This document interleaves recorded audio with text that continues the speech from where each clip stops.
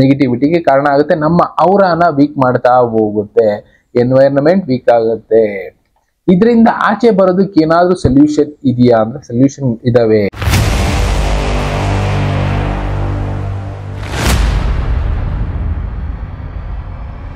ನಮಸ್ಕಾರ ವೀಕ್ಷಕರೇ. ಈ ನೆಗೆಟಿವ್ ಎನರ್ಜಿ ಅಂತ ನಾವು ಕೇಳಿರ್ತೀವಿ. ನಮ್ ಸುತ್ತಮುತ್ತ ಔರ ಇದ್ದೇ ಇರುತ್ತೆ. ಔರಾನ ಮೀರಿದಂತ ನೆಗೆಟಿವ್ ಎನರ್ಜಿ ಎಷ್ಟೆಷ್ಟು ಇದಾವೆ. ನಾವ್ ಏನೇ ಮಾಡೋದಕ್ಕೂ ಒಂದು ಆಪೋಸಿಟ್ ಅನ್ನೋದು ಬರುತ್ತೆ, ತಡಿತಾ ಇರುತ್ತೆ ನಮ್ಮನ್ನ ಕೆಲಸ ಮಾಡೋದಕ್ಕೆ. ಅದು ಮನಸ್ಸಿಂದ ಆಗಿರ್ಬೋದು, ಇಲ್ಲ ನಮ್ ಸುತ್ತಮುತ್ತ ಇರೋರಿಂದ ಆಗಿರ್ಬೋದು. ಒಟ್ಟಿನಲ್ಲಿ ನಮ್ಮ ಎಲ್ಲಾ ಕೆಲಸಗಳಿಗೂ ಆಪೋಸ್ ಅನ್ನೋದಾಗುತ್ತೆ. ನಮ್ಮ ಮೈಂಡ್ ನ ಒಂದು ಕಡೆ ಕರ್ಕೊಂಡು ಹೋಗೋದಕ್ಕೆ ಆಗೋದೇ ಇಲ್ಲ ಅಂತ ಸಿಚುಯೇಷನ್ ನ ಕ್ರಿಯೇಟ್ ಮಾಡುತ್ತೆ ಈ ನೆಗೆಟಿವಿಟಿ. ಅದನ್ನ ನೆಗೆಟಿವ್ ಎನರ್ಜಿ ಅಂತ ಕೂಡ ಕರೆದ್ರು. ಅದು ಯಾವ ರೀತಿ ಬೇಕಾದ್ರೂ ಬರ್ಬೋದು. ನಾರ್ಮಲ್ ಆಗಿ ಮನುಷ್ಯಂಗೆ 7 ಚಕ್ರಗಳಿದ್ದಾಗೆ 7 ಬಾಡಿಗಳು ಇದೆ ಅಂತ ಹೇಳ್ತಾರೆ. 7 ಚಕ್ರಗಳ ಬಗ್ಗೆ ನಾವು ಕೇಳಿರ್ತೀವಿ, ಅದೇ ರೀತಿ 7 ಬಾಡಿಗಳ ಬಗ್ಗೆನೂ ಕೇಳಿರ್ತೀವಿ. ಆ ಬಾಡಿ ಅಂದ್ರೆ ನಾರ್ಮಲ್ ದೇಹ ಬಿಟ್ಟು ನಮ್ಮ ಸುತ್ತ ಒಂದು ಶಕ್ತಿ ಅನ್ನೋದಿರುತ್ತೆ.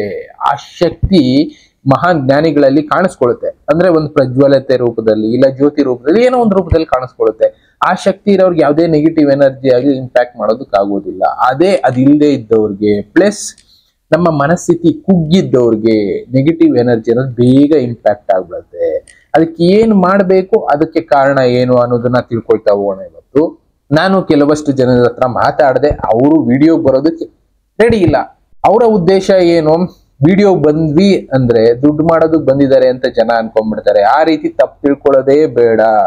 ನಮ್ಮ ಉದ್ದೇಶ ನಮ್ಮಲ್ಲಿರುವಂತ ನೆಗೆಟಿವಿಟಿನ ದೂರ ಮಾಡಿ ಸ್ಪಿರಿಚುವಲ್ ಪಾತ್ ಕಡೆ ಕರ್ಕೊಂಡು ಹೋಗೋದು, ಇಲ್ಲ ಒಳ್ಳೆ ದಾರಿಗೆ ಅವರ ಲೈಫ್ ನ ಟರ್ನ್ ಮಾಡಿ ಬಿಟ್ಬಿಡೋದು, ಅವರ ಜೀವನ ಸುಧಾರಿಸೋದು, ಅಷ್ಟೇ ನಮ್ಮ ಕೆಲಸ. ಅದನ್ನು ಬಿಟ್ಟು ನಾವು TRPಗೋಸ್ಕರ ವಿಡಿಯೋಗಳ ಮುಂದೆ ಬಂದು ಕೂತ್ಕೊಳ್ಳೋದಕ್ಕೆ ಹೋಗೋದಿಲ್ಲ ಅನ್ನೋರು ಕೂಡ ಎಷ್ಟೋ ಜನ ಇರ್ತಾರೆ. ಅಂತವ್ರನ್ನ ನಾನು ಇವಾಗ ಮೀಟ್ ಮಾಡಿದ್ದೆ ರೀಸೆಂಟ್ ಆಗಿ. ಅವ್ರು ಹೇಳಿದ್ದು ಈ ನೆಗೆಟಿವಿಟಿ ಅನ್ನೋದು ಜಾಸ್ತಿ ಮೈಂಡ್ ಅಲ್ಲಿ ಕೂತ್ಕೊಂಡ್ಬಿಟ್ಟಿದೆ.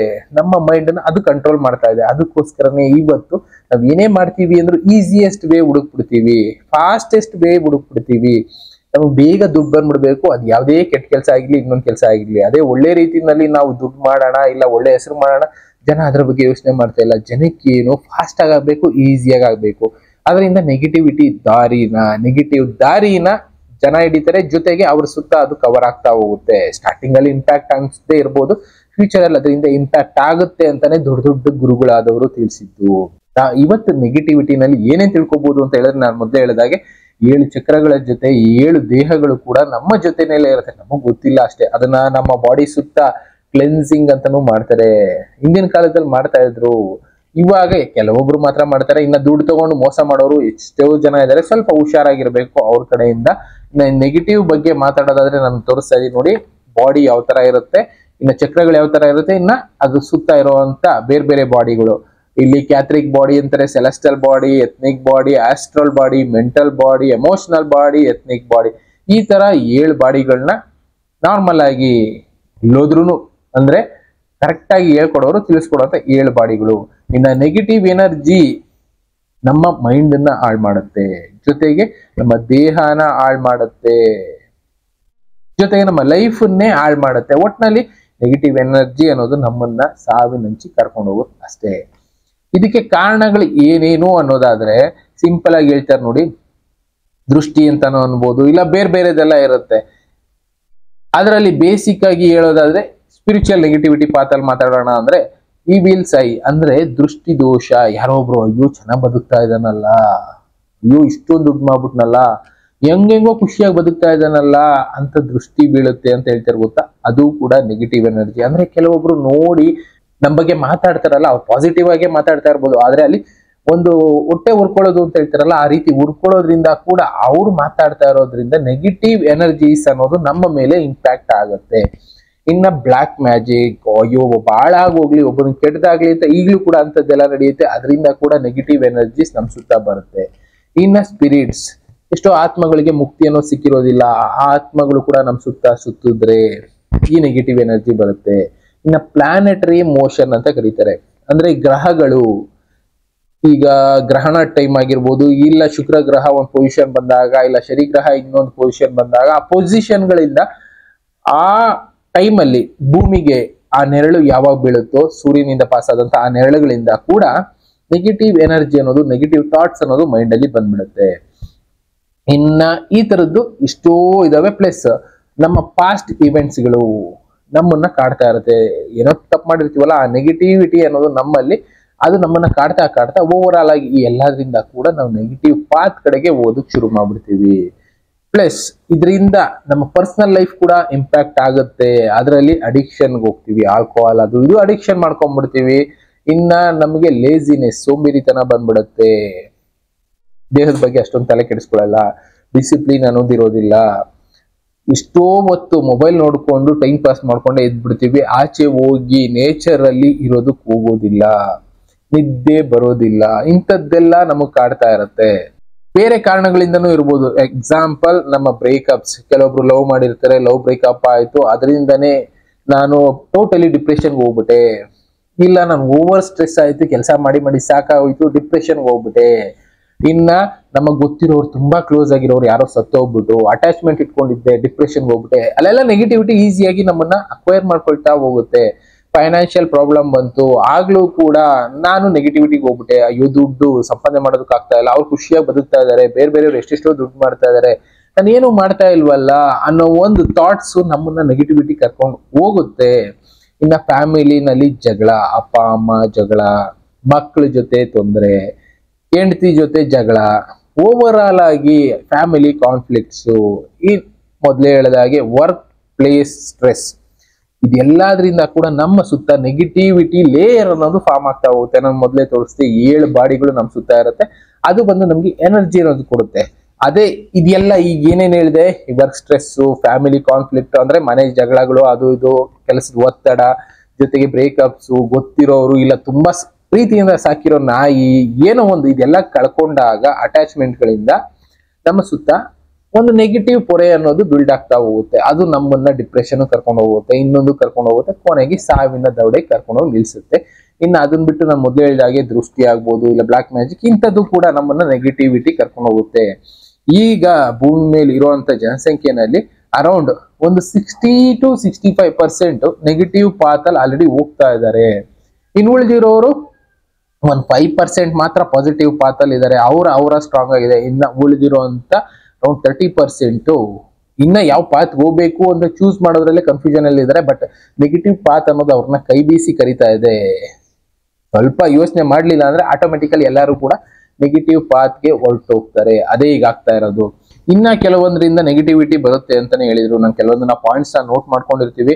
ಹೇಳಿದ್ನಲ್ಲ, ಕೆಲವೊಬ್ರು ಗುರುಗಳ ಹತ್ರ ಮಾತಾಡಿದಾಗ ಅವ್ರು ತಿಳಿಸುವಂತ ವಿಷಯಗಳು ತುಂಬಾ ಅದ್ಭುತವಾಗಿರುತ್ತೆ. ಅವ್ರು ವಿಡಿಯೋ ಬರ್ದೇ ಇರೋದ್ರಿಂದ ನಾನು ನೋಟ್ ಮಾಡ್ಕೊಂಡಿರೋದನ್ನ ಸ್ವಲ್ಪ ನೋಡ್ಕೊಂಡು ಹೇಳ್ಬೇಕಾಗತ್ತೆ. ನಮ್ಮ ಭಯ ಅನ್ನೋದು ಕೂಡ ನಮ್ಮ ನೆಗೆಟಿವಿಟಿ ಕರ್ಕೊಂಡು ಹೋಗುತ್ತೆ. ಅಂದ್ರೆ ನಾವು ಮುಂದೆ ಏನ್ ಮಾಡೋದು ಅನ್ನೋ ಒಂದು ಭಯ, ಇದನ್ನ ಮಾತಾಡಿದ್ರೆ ಏನಾಗುತ್ತೋ ಅನ್ನೋ ಭಯ, ಸ್ಕೂಲಲ್ಲಿ ಕೇಳಿದ್ರೆ ತಪ್ಪಾಗುತ್ತಾ ಅನ್ನೋ ಭಯ, ಟೀಚರ್ ಬೇಜಾರ್ ಮಾಡ್ಕೊಳ್ತಾರ ಅನ್ನೋ ಭಯ, ಇಲ್ಲ ಆಫೀಸರ್ ಯಾರೋ ಒಂದು ಕೆಲಸ ಮಾಡುವಾಗ ಅಲ್ಲಿ ಬೈತಾರೇನೋ ಅನ್ನೋ ಭಯ, ಮನೆಯಲ್ಲಿ ಅಪ್ಪ ಅಮ್ಮ ಬೈತಾರೆ ಅನ್ನೋ ಭಯ, ಈ ಫಿಯರ್ ಅನ್ನೋದು ನಮ್ಮನ್ನ ನೆಗೆಟಿವಿಟಿ ಕರ್ಕೊಂಡು ಹೋಗುತ್ತೆ. ಹೊಟ್ಟೆ ಉರಿ ಅನ್ನೋದು, ಬೇರೆಯವ್ರನ್ನ ಹಾಳು ಮಾಡೋದ್ರ ಜೊತೆ ನಾವು ಹಾಳಾಗ್ತಾ ಹೋಗ್ತೀವಿ. ಸ್ಟ್ರೆಸ್ ಕೂಡ ಅದೇ ರೀತಿ. ಅಂದ್ರೆ ಡಿಪ್ರೆಷನ್ ಕೂಡ ಎಕ್ಸ್ಪ್ಲೈನ್ ಮಾಡೋದಲ್ಲ, ಆ ಡಿಪ್ರೆಷನ್ ಕೂಡ ಈ ಸ್ಟ್ರೆಸ್ ಇಂದನೇ ಬರುವಂತದ್ದು. ಇನ್ನ ಓವರ್ ಥಿಂಕಿಂಗ್, ತುಂಬಾ ಓವರ್ ಆಗಿ ಈ ತರ ಆಗ್ಬಿಡ್ಬೋದೇನೋ ಅಂತ ಇಮ್ಯಾಜಿನೇಷನ್ ಮಾಡ್ಕೊಂಡು ಥಿಂಕ್ ಮಾಡ್ತೀವಲ್ಲ, ಇದೆಲ್ಲ ಕೂಡ ನಮ್ಮ ನೆಗೆಟಿವಿಟಿ ಕಾರಣ ಆಗುತ್ತೆ. ಬೇರೆಯವ್ರ ಮೇಲೆ ಸಂದೇಹ ಬೀಳುವಂಥದ್ದು ಕೂಡ ಈ ನೆಗೆಟಿವಿಟಿಗೆ ಕಾರಣ ಆಗುತ್ತೆ. ಓವರ್ ಆಲ್ ಆಗಿ ಇನ್ನೊಬ್ರು ಯಾರೋ ಒಬ್ರು, ಈಗ ಫ್ರೆಂಡ್ ಸರ್ಕಲ್ ಅಲ್ಲಿ ದಪ್ಪ ಇದೆಯಾ, ನೀನು ಕಪ್ಪುಗಿದೆಯಾ, ಸ್ವಲ್ಪ ವಕ್ರವಾಗಿದೆಯಾ ಅಂತ ರ್ಯಾಗಿಂಗ್ ಮಾಡಕ್ ಶುರು ಮಾಡ್ಬಿಟ್ರೆ ನಮ್ಮನ್ನ ನಾವೇ ಅಸಹ್ಯವಾಗಿ ನೋಡೋದಕ್ಕೆ ಶುರು ಮಾಡ್ತೀವಿ. ಇದು ಕೂಡ ನೆಗೆಟಿವಿಟಿ ಕಾರಣ ಆಗುತ್ತೆ. ಓವರ್ ಆಲ್ ಆಗಿ ಹೇಳಿದ್ನಲ್ಲ, ಇಷ್ಟೊಂದು ಪಾಯಿಂಟ್ಸ್ ನಮ್ಮ ನೆಗೆಟಿವಿಟಿಗೆ ಕಾರಣ ಆಗುತ್ತೆ. ನಮ್ಮ ಔರಾನ ವೀಕ್ ಮಾಡ್ತಾ ಹೋಗುತ್ತೆ. ಎನ್ವೈರನ್ಮೆಂಟ್ ವೀಕ್ ಆಗುತ್ತೆ. ಇದರಿಂದ ಆಚೆ ಬರೋದಕ್ಕೆ ಏನಾದ್ರೂ ಸೊಲ್ಯೂಷನ್ ಇದೆಯಾ ಅಂದ್ರೆ ಸೊಲ್ಯೂಷನ್ ಇದಾವೆ. ಜ್ಞಾನಿಗಳು ಆಗಿನ ಕಾಲದಲ್ಲೇ ಮಾಡಿದ್ರು.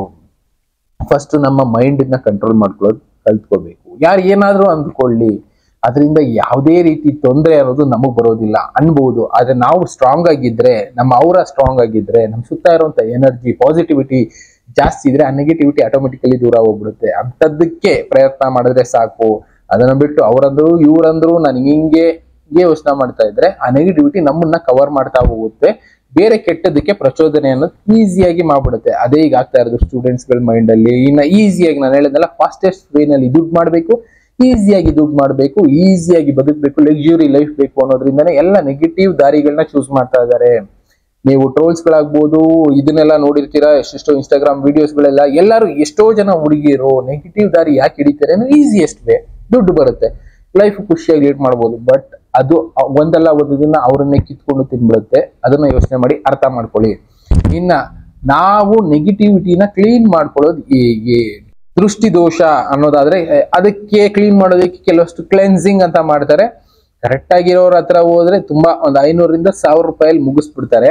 ಇನ್ನ ಕೆಲವೊಬ್ರು ಇರ್ತಾರೆ, ಲಕ್ಷ ಆಗುತ್ತೆ 2 ಲಕ್ಷ ಆಗುತ್ತೆ ಅಂತ ಕಿತ್ಕೊಂಡು ತಿನ್ನೋರು ಇರ್ತಾರೆ. ಯೋಚನೆ ಮಾಡಿ ಯಾರ ಹತ್ರ ಹೋಗ್ತೀವಿ, ಅವರು ಸರಿಯಾದ ಗುರುಗಳ, ಕರೆಕ್ಟ್ ಆಗಿದಾರ, ಏನ್ ದಾರಿ ತೋರಿಸ್ತಾರೆ ಅದನ್ನ ತಿಳ್ಕೊಂಡು ಹೋಗಿ ಕ್ಲೆನ್ಸಿಂಗ್ ಅಂತ ಮಾಡ್ತಾರೆ. ಇನ್ನ ನಾವು ಸುತ್ತಮುತ್ತ ಇರುವಂತ ಎನ್ವೈರನ್ಮೆಂಟ್ ಕೂಡ ಇಂಪಾರ್ಟೆಂಟ್ ಆಗುತ್ತೆ. ಜಾಸ್ತಿ ಇವತ್ತು ನಾವು ರೂಮ್ ಒಳಗೆ ಕಳೀತಾ ಇದ್ರೆ ಟೈಮನ್ನ, ಆಚೆಗೆ ಬರ್ದೇ ಇದ್ರೆ, ಫ್ರೆಶ್ ಗಾಳಿ ತಗೊಳ್ದೇ ಇದ್ರೆ, ಸೂರ್ಯನ ಬೆಳಕು ಬೀಳದೇ ಇದ್ರೆ ಈ ನೆಗೆಟಿವಿಟಿ ಅನ್ನೋದು ನಮ್ಮನ್ನ ಆಕ್ರಮಿಸ್ತಾ ಹೋಗುತ್ತೆ. ಇನ್ನ ಮುಂದಕ್ಕೆ ಹೋದ್ರೆ ನಾವು ಸುತ್ತಮುತ್ತ ಇರುವಂತ ಪ್ಲೇಸ್ ಅನ್ನ ತುಂಬಾ ಗಬ್ಬಾಗಿ ಗಲೀಜಾಗಿ ಇಟ್ಕೊಂಡಿದ್ರೆ ನೆಗೆಟಿವಿಟಿ ಅಲ್ಲೇ ಇರುತ್ತೆ. ಆದಷ್ಟು ಅದನ್ನ ಕ್ಲೀನ್ ಆಗಿ ಇಟ್ಕೊಳ್ಳಿ ಅಂತಾನೆ ಹೇಳೋದು ಈ ಜ್ಞಾನಿಗಳು ನನ್ಗೆ ಹೇಳಿದ್ದು. ನಾನು ಕೆಲವೊಂದು ಫೌಂಡೇಶನ್ಗಳಿಗೆ ವಿಸಿಟ್ ಮಾಡ್ತಾ ಇದ್ದೀನಿ. ಸೇವೆ ಅಂತ ಮಾಡುವಾಗ ಆ ಸೇವೆನಲ್ಲಿ ಈ ವಿಷಯಗಳನ್ನು ಜನಕ್ಕೆ ತಿಳಿಸೋದು ಒಳ್ಳೇದು ಅನ್ನಿಸ್ತು. ಕೆಲವೊಬ್ರು ಪ್ರಶ್ನೆಗಳು ಕೇಳಿದ್ರು, ಅದಕ್ಕೋಸ್ಕರ ತಿಳಿಸ್ತಾ ಇದ್ದೀನಿ. ನೀವು ಕೂಡ ಆ ಫೌಂಡೇಶನ್ಗಳು ವಿಸಿಟ್ ಮಾಡಬಹುದು, ತಿಳ್ಕೋಬಹುದು. ಇನ್ನ ನಮ್ಮ ಸುತ್ತಮುತ್ತ ಇರುವಂತ ಎನ್ವೈರನ್ಮೆಂಟ್ ಕ್ಲೀನ್ ಆಗಿರ್ಬೇಕು. ನಾವಿರುವಂತ ಜಾಗ, ರೂಮ್ ಆಗ್ಬೋದು, ಮನೆ ಆಗ್ಬೋದು, ಆದಷ್ಟು ಬೇಡದೇ ಇರೋ ವಸ್ತುಗಳನ್ನೆಲ್ಲ ಎತ್ತಿ ಬಿಸಾಕಿ ಏನು ಬೇಕು ಅದನ್ನ ಇಟ್ಕೊಳ್ಳಿ. ಅವಾಗ ನಮ್ಮ ಸುತ್ತಮುತ್ತ ಎನ್ವೈರನ್ಮೆಂಟ್ ಚೆನ್ನಾಗಿದ್ರೆ ನಮ್ಮ ಪಾಸಿಟಿವಿಟಿ ಅನ್ನೋದು ಜಾಸ್ತಿ ಆಗ್ತಾ ಹೋಗುತ್ತೆ. ಇನ್ನ ಫ್ರೆಶ್ ಏರ್ ಅನ್ನೋದು ಈಸಿಯಾಗಿ ಬಂದು ಹೋಗೋ ಆಗಿರ್ಬೇಕು. ಬೆಳಕು ಗಾಳಿ ಇದೆರಡು ಈಸಿಯಾಗಿ ಮನೆಗೆ ಬಂದು ಹೋಗೋ ಆಗಿದ್ರೆ ನಿಮ್ಮಲ್ಲಿ ಪಾಸಿಟಿವಿಟಿ ಅನ್ನೋದು ಜಾಸ್ತಿ ಆಗುತ್ತೆ. ನೆಗೆಟಿವಿಟಿ ಬಂದ್ರೆ ಕೋಪ ಬರುತ್ತೆ, ಈಸಿಯಾಗಿ ಸಣ್ಣ ಪುಟ್ಟದಕ್ಕೆಲ್ಲ ಕೋಪ ಬರುತ್ತೆ, ಜಲಸ್ ಬರುತ್ತೆ, ಹೊಟ್ಟೆ ಉರಿ ಬರುತ್ತೆ. ಆಯ್ತಾ, ಬೇರೆಯವ್ರನ್ನ ನೋಡಿ ಹೊಟ್ಟೆ ಉರ್ಕೊಳ್ತಾ ಇರ್ತೀವಿ. ಇನ್ನ ಅವ್ರ ಬಗ್ಗೆ ಕೆಟ್ಟದಾಗ ಮಾತಾಡ್ತೀವಿ, ಹಬ್ಬಿಸ್ತೀವಿ, ಸುಳ್ಳು ಸುದ್ದಿಗಳನ್ನ ಹಬ್ಬಿಸ್ತೀವಿ. ನೆಗೆಟಿವಿಟಿ ಇಂಥದನ್ನೆಲ್ಲ ನಮ್ಮ ಕೈಲಿ ಮಾಡಿಸುತ್ತೆ. ಅಂಥದ್ದೆಲ್ಲ ಆಗಬಾರ್ದು ಅಂದ್ರೆ ಆದಷ್ಟು ಇಂಥದನ್ನ ಮಾಡ್ಕೊಳ್ಳಿ. ಮನೆ ಆದಷ್ಟು ಕ್ಲೀನ್ ಆಗಿರ್ಲಿ. ಇನ್ನ ಸಮುದ್ರದ ಸ್ನಾನ ಮಾಡಿ ಅಂತ ಹೇಳ್ತಾರೆ. ಸಮುದ್ರ ಸ್ನಾನ ಮಾಡೋದಕ್ಕಾಗದೇ ಇದ್ರೆ, ಯಾಕೆಂದ್ರೆ ಉಪ್ಪು ನೀರು ಏನಿದೆ ಅದು ಬ್ಯಾಕ್ಟೀರಿಯಾಗಳನ್ನ ಕ್ಲಿಯರ್ ಮಾಡುತ್ತೆ ಅನ್ನೋದೇ ಆಗಿನ ಕಾಲದಿಂದ ನಂಬ್ಕೊಂಡ್ ಬಂದಿರೋದು. ಅದಕ್ಕೆ ಸಮುದ್ರ ಸ್ನಾನ ಮಾಡಿ ಅಂತಾನೆ ಜ್ಞಾನಿಗಳು ಹೇಳ್ತಾ ಇದ್ದಿದ್ದು. ಈಗ ಸಮುದ್ರಕ್ಕೆ ಹೋಗ್ತೀವಿ ಅಂದ್ರೆ ಗಲೀಜ್ ಜಾಸ್ತಿ ಇರೋದ್ರಿಂದ ಸಮುದ್ರ ಸ್ನಾನ ಮಾಡಕ್ ಆಗದೆ ಇದ್ದವರು ಮನೆಯಲ್ಲೇ ಉಪ್ಪು ನೀರು ಸ್ನಾನ ಮಾಡಿ. ಮನೆಯ ಮೂಲೆಗಳಲ್ಲಿ, ಕಾರ್ನರ್ಗಳಲ್ಲಿ ಜೇಡ ಬಲೆ ಕಟ್ಬಿಡುತ್ತೆ. ಜೇಡ ಜಾಸ್ತಿ ಎಲ್ಲಿ ಬಲೆ ಕಟ್ಟುತ್ತೆ ಅಲ್ಲಿ ನೆಗೆಟಿವ್ ಎನರ್ಜಿ ಅನ್ನೋದು, ಸ್ಪಿರಿಟ್ಸ್ ಅನ್ನೋದು ಬರುತ್ತೆ ಅಂತ ಒಂದು ನಂಬಿಕೆ ಇದೆ.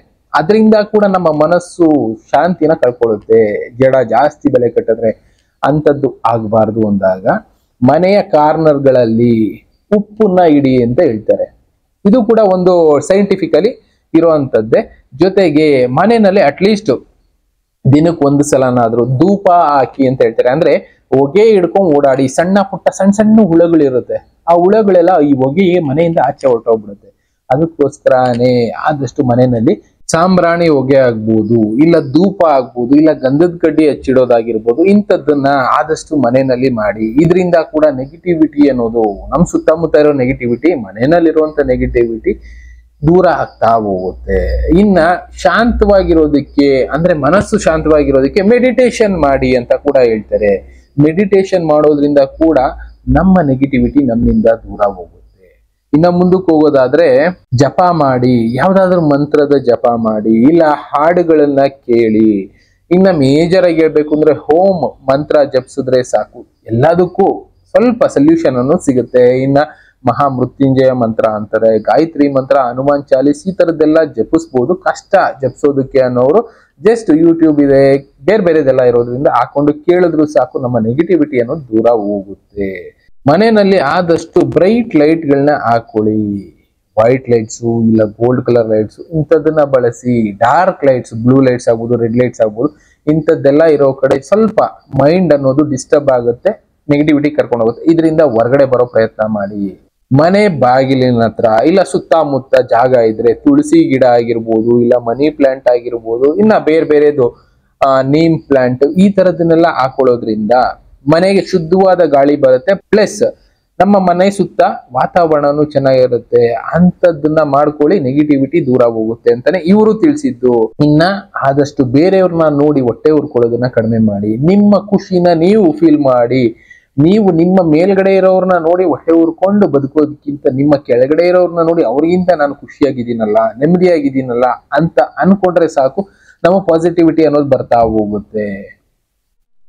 ಇನ್ನ ಗಂಗಾಜಲ ಅವಾಗವಾಗ ಹಾಕೊಳ್ಳಿ. ಗಂಗಾಜಲ ಸ್ವಲ್ಪ ಕಷ್ಟ ಅಂದ್ರೆ ಗೋಮೂತ್ರ ಬಳಸಿ, ಶುದ್ಧ ಆಗುತ್ತೆ. ಬ್ಯಾಕ್ಟೀರಿಯಾಗಳು ಮನೆಯಲ್ಲಿ ಇರುವಂತದ್ದೆಲ್ಲ ನಮ್ಮ ಸುತ್ತಮುತ್ತ ಇರುವಂತದ್ದು ಗೋಮೂತ್ರದಿಂದ ಶುದ್ಧ ಆಗುತ್ತೆ ಅಂತಾನೆ ಆಗಿನ ಕಾಲದಿಂದ ಪರಂಪರೆ ಹೇಳ್ತಾ ಇದೆ, ಅಂದ್ರೆ ಸತ್ಯ ಇದ್ದೇ ಇರುತ್ತಲ್ಲ. ಇನ್ನ ದಿನನಿತ್ಯ ಆದ್ರೆ ಒಂದು ಪ್ರೇಯರ್ ಆದ್ರೆ, ಸಾಧ್ಯ ಆದ್ರೆ ಪ್ರೇಯರ್ ಮಾಡಿ, ಆಗ್ಲಿಲ್ಲ ಅಂದ್ರೆ 5ರಿಂದ 10 ನಿಮಿಷ ಲೈಟ್ ಮ್ಯೂಸಿಕ್ ಕೇಳಿ. 10 ನಿಮಿಷ ಮ್ಯೂಸಿಕ್ ಕೇಳಿ. ಸ್ಪಿರಿಚುವಲ್ ಆಗ್ಬೋದು, ಇಲ್ಲ ನಿಮ್ಗೆ ಇಷ್ಟ ಆಗಿರೋದು ಯಾವ್ದಾದ್ರು ಸರಿ. ಲೈಟ್ ಮ್ಯೂಸಿಕ್ ಒಂದು 10 ನಿಮಿಷ ಕೇಳೋದ್ರಿಂದ ಕೂಡ, ನಮ್ಗೆ ಖುಷಿ ಸಿಗುವಂತ ಮ್ಯೂಸಿಕ್ ಕೇಳೋದ್ರಿಂದ ನಮ್ಮ ನೆಗೆಟಿವಿಟಿ ಏನಿದೆ ಅದೆಲ್ಲ ಕೂಡ ದೂರ ಆಗ್ತಾ ಹೋಗುತ್ತೆ.